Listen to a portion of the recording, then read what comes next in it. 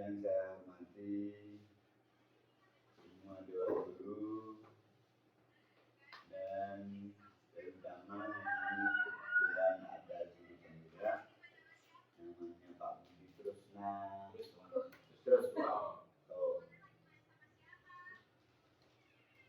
Bismillahirrahmanirrahim. Mari kita mulai dengan acara ini. Pertama-tama kita memanjatkan puji syukur kehadirat Allah Subhanahu wa Ta'ala, yang mana kita pada hari ini bisa berkumpul dalam acara presentasi untuk guru penggerak. Meskipun kebetulan di sini ada guru yang tidak hadir dengan alasan kurang sehat, yang kedua orang tuanya memang betul-betul tidak sehat, yang ketiga ada acara keluarga. Maka dari itu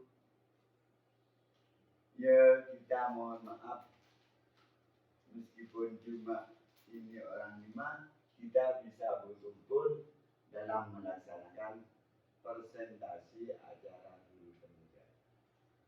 Kemudian di sini kami juga mohon maaf sebelumnya, karena di sini setiap harinya itu sering padam lampu, maka dari itu mungkin keadaan sinyal juga sangat-sangat terganggu.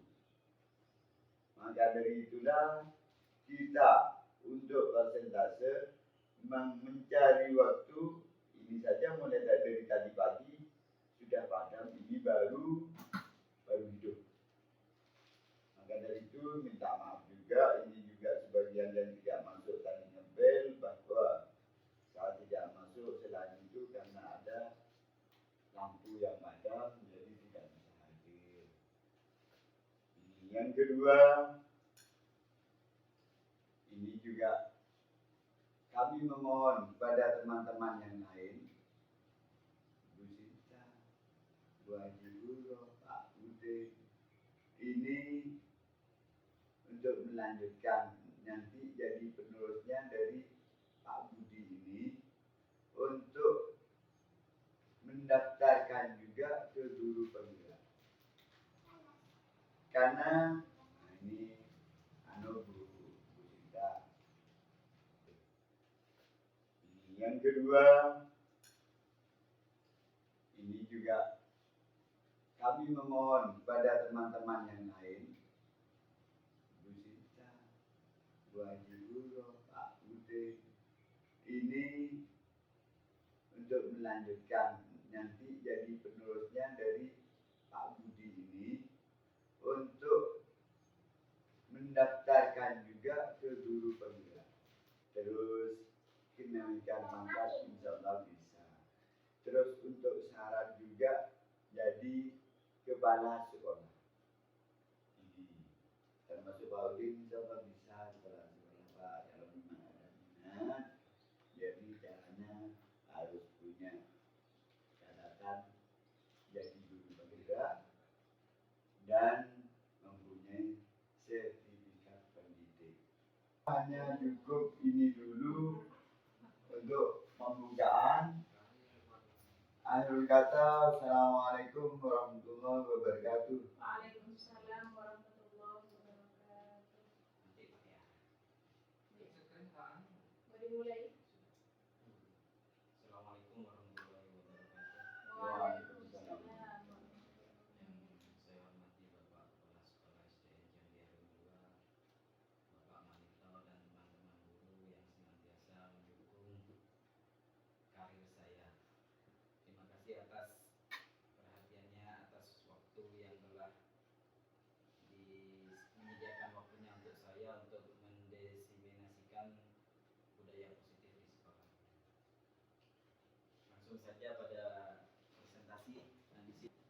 Desiminasi budaya positif SDN Jambiarum 2. Aksi nyata modul 1.4 Budi Truswanto SPD CGP Angkatan 10.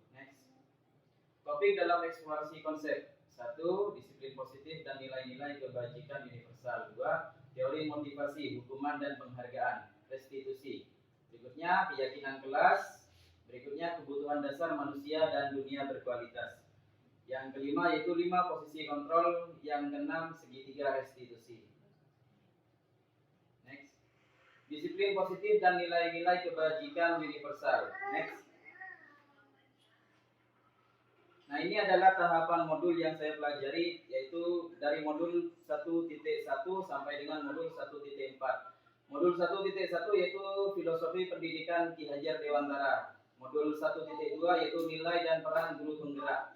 Modul ketiga yaitu visi guru penggerak, dan modul keempat yaitu modul 1.4 yaitu disiplin positif. Next. Nah, ini adalah pembelajaran dengan paradigma baru. Pembelajaran paradigma baru merupakan pembelajaran yang berorientasi pada penguatan kompetensi dan pengembangan karakter yang sesuai dengan profil pelajar Pancasila. Next. Nah, ini adalah filosofi Ki Hajar Dewantara. Anak yang dilahirkan boleh diumpamakan seperti sehelai kertas yang sudah ada tulisannya, tapi semua tulisan itu kabur. Pendidikan berkewajiban menambahkan segala tulisan kabur yang berisi baik agar kelak nampak sebagai budi pekerti yang baik. Sebaliknya, segala tulisan kabur yang bermakna buruk hendaknya dibiarkan agar jangan sampai menjadi tebal, bahkan semakin kabur. Next. Kita ambil contoh perbandingannya dengan hidup tumbuh-tumbuhan seorang petani. Dalam hakikatnya sama kewajibannya dengan seorang pendidik yang menanam padi misalnya.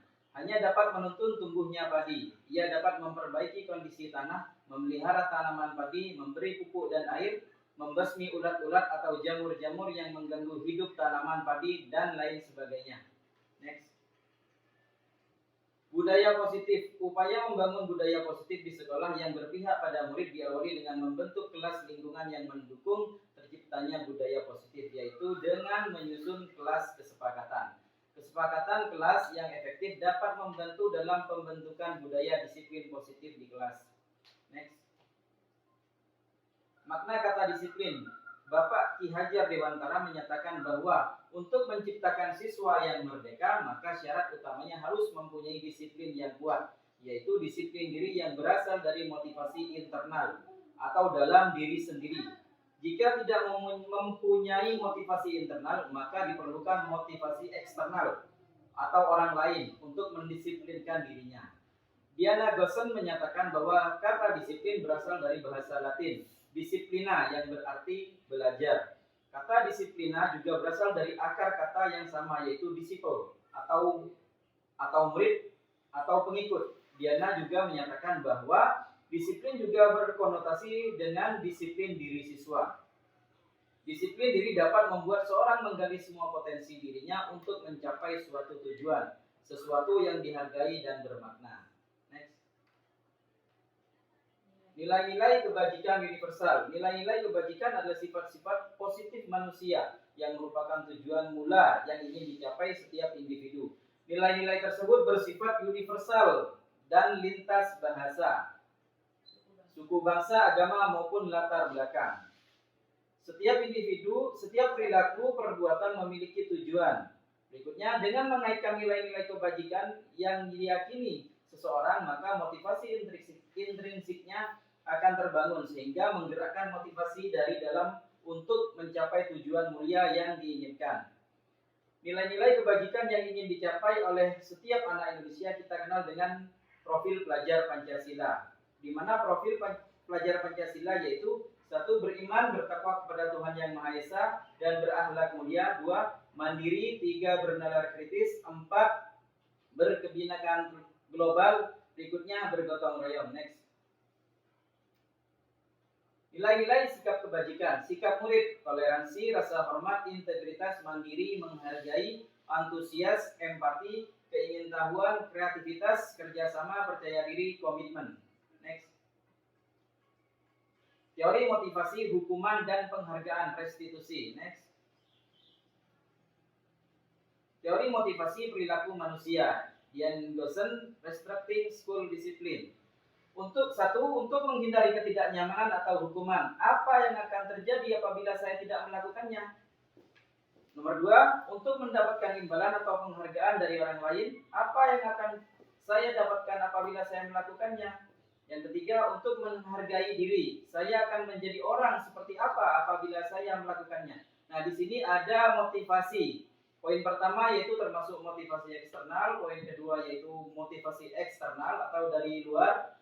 Yang ketiga itu motivasi internal atau di sini juga tujuan disiplin positif. Next. Disiplin positif dalam budaya kita, makna kata disiplin dimaknai menjadi sesuatu yang dilakukan seseorang pada orang lain untuk mendapatkan kepatuhan. Kita cenderung menghubungkan kata disiplin dengan ketidaknyamanan.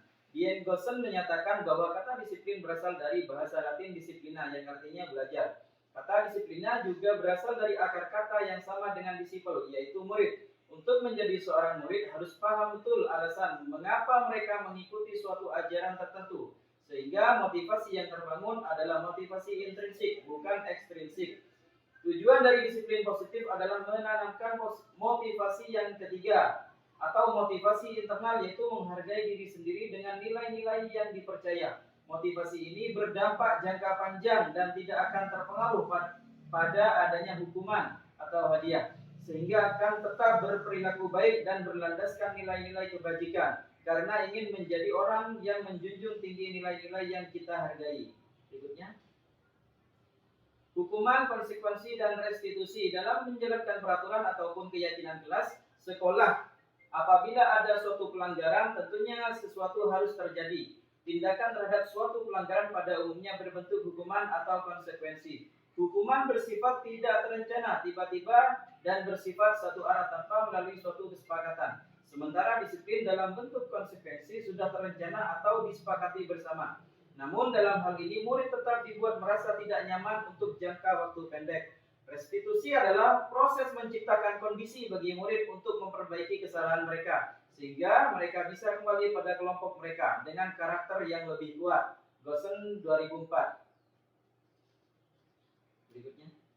Nah, ini adalah hukuman, konsekuensi, dan restitusi. Pada hukuman, sistem tidak berjalan bila murid tidak takut. Mendorong menyalahkan diri. Yang berikutnya, anak belajar menyembunyikan kesalahan. Dibuat oleh guru mencoba mengontrol anak dengan penguatan negatif. Nah, untuk konsekuensi, sistem tidak berjalan bila murid tidak takut. Mendorong menyalahkan diri, anak belajar menyembunyikan kesalahan. Dibuat oleh guru mencoba mengontrol anak dengan penguatan negatif. Untuk restitusi, sistem tidak berjalan bila murid tidak takut. Mendorong menyalahkan diri. Yang ketiga, anak belajar menyembunyikan kesalahan. Yang keempat, dibuat oleh guru. Yang kelima, mencoba mengontrol anak dengan penguatan negatif. Berikutnya, hukuman atau konsekuensi. Tindakan guru, dan di sini ada hukuman atau konsekuensi. Mencatat 100 kali di dalam buku kalimat, saya tidak akan terlambat lagi karena terlambat ke sekolah. Berikutnya, lari mengelilingi lapangan basket 2 kali karena terlambat hadir di sekolah. Berikutnya, membersihkan coretan yang dibuatnya di meja tulis. Berikutnya, murid diminta untuk push up 15 kali karena tidak menggunakan masker di sekolah. Berikutnya, menggantikan kertas tugas teman yang telah dicoret-coret. Nah, di sini ada beberapa hukuman, sanksinya. Yang pertama itu sanksi. Berikutnya, untuk yang lari mengelilingi lapangan disebut hukuman. Berikutnya sanksi, hukuman, dan sanksi. Next. Disiplin positif dalam budaya kita, makna kata disiplin dimaknai menjadi sesuatu yang dilakukan seseorang pada orang lain untuk mendapatkan kepatuhan. Kita cenderung menghubungkan kata disiplin dengan ketidaknyamanan. Dian Gossen menyatakan bahwa kata disiplin berasal dari bahasa Latin disciplina. Next. Dihukum oleh penghargaan. Saat kita berulang kali menjanjikan hadiah kepada anak-anak, berperilaku, bertanggung jawab, atau kepada seorang murid agar mempelajari sesuatu yang baru, atau kepada seorang karyawan agar melakukan pekerjaan yang berkualitas, kita sedang berasumsi mereka tidak dapat melakukan, atau mereka tidak akan memilih melakukannya. Berikutnya, Alfie Kohn, Punished by Reward, 1993, wawancara ASCD Annual Conference, Maret 1995, mengemukakan baik penghargaan maupun hukuman adalah cara-cara mengontrol perilaku seseorang yang menghancurkan potensi untuk pembelajaran yang sesungguhnya. Menurut Kohn, secara ideal tindakan belajar itu sendiri adalah penghargaan sesungguhnya. Berikutnya, teori Alfie Kohn mengenai penghargaan. Penghargaan efektif jika menginginkan seseorang melakukan sesuatu yang kita inginkan dalam jangka waktu pendek. Jika kita menggunakan penghargaan lagi dan lagi, maka seorang tersebut akan bergantung pada penghargaan yang ia berikan, serta kehilangan motivasi dari dalam. Penghargaan menghukum mereka yang tidak mendapatkan penghargaan. Misalnya dalam sistem ranking, mereka yang mendapatkan ranking kedua akan merasa paling dihukum. Memberikan penghargaan dan hukuman adalah hal yang sama, karena keduanya mencoba mengendalikan perilaku seseorang. Berikutnya, keyakinan kelas dan kebutuhan dasar manusia dan dunia berkualitas. Berikutnya, keyakinan kelas. Pembentukan keyakinan kelas. Keyakinan kelas berupa pernyataan universal. Pernyataan keyakinan kelas senantiasa dibuat dalam bentuk positif. Ketika keyakinan kelas hendaknya tidak terlalu banyak sehingga mudah diingat dan dipahami oleh semua warga kelas. Keyakinan kelas sebaiknya sesuatu yang dapat diterapkan di lingkungan tersebut. Berikutnya, semua warga kelas hendaknya ikut berkontribusi dalam pembuatan keyakinan kelas lewat curah pendapat. Berikutnya,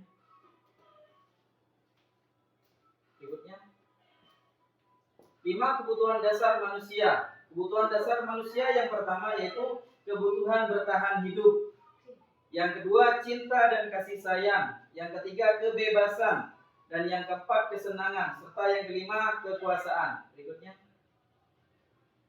kebutuhan bertahan hidup. Kebutuhan bertahan hidup atau survival adalah kebutuhan fisiologis untuk bertahan hidup. Misalnya, biologis sebagai bagian dari proses reproduksi, termasuk kebutuhan untuk tetap bertahan hidup. Komponen psikologis pada kebutuhan ini meliputi kebutuhan akan perasaan aman. Dalam kasus Doni di atas, apabila jawaban Doni ketika ditanya oleh Ibu Ambar adalah karena ia lapar dan orang tuanya tidak membawakannya bekal makan siang, maka kebutuhan dasar yang sedang berusaha dipenuhi oleh Ibu Doni adalah kebutuhan untuk bertahan hidup. Berikutnya, rasa kasih sayang dan rasa diterima. Kebutuhan ini dan 3 kebutuhan berikutnya adalah kebutuhan psikologis. Kebutuhan untuk disayangi dan diterima meliputi kebutuhan akan hubungan dan koneksi sosial, kebutuhan untuk memberi dan menerima kasih sayang, dan kebutuhan untuk merasa menjadi bagian dari suatu kelompok. Berikutnya, penguasaan atau kebutuhan pengakuan atas kemampuan. Kebutuhan ini berhubungan dengan kekuatan dan untuk mencapai sesuatu, menjadi kompeten, menjadi terampil, diakui atas prestasi dan keterampilan kita, didengarkan dan memiliki rasa harga diri. Kebutuhan ini meliputi keinginan untuk dianggap berharga, bisa membuat perbedaan, bisa membuat pencapaian, kompeten, diakui dan dihormati. Berikutnya, kebebasan, kebutuhan akan pilihan. Kebutuhan untuk bebas adalah kebutuhan untuk akan kemandirian, otonomi, memiliki pilihan dan mampu mengendalikan arah hidup seseorang. Anak-anak yang dengan kebutuhan kebebasan yang tinggi menginginkan pilihan. Mereka perlu banyak bergerak, suka mencoba-coba, tidak terlalu terpengaruh orang lain, dan senang mencoba hal baru dan menarik. Berikutnya, kesenangan. Kebutuhan akan kesenangan adalah kebutuhan untuk mencari kesenangan, bermain dan tertawa. Bayangkan hidup tanpa kenikmatan apapun, betapa menyedihkan. Gloser menghubungkan kebutuhan akan kesenangan dengan belajar. Semua hewan dengan tingkat intelijensi tinggi, anjing, lumba-lumba, primata, dan lain-lain bermain. Saat mereka bermain, mereka mempelajari keterampilan hidup yang penting. Berikutnya, 5 posisi kontrol dan segitiga restitusi.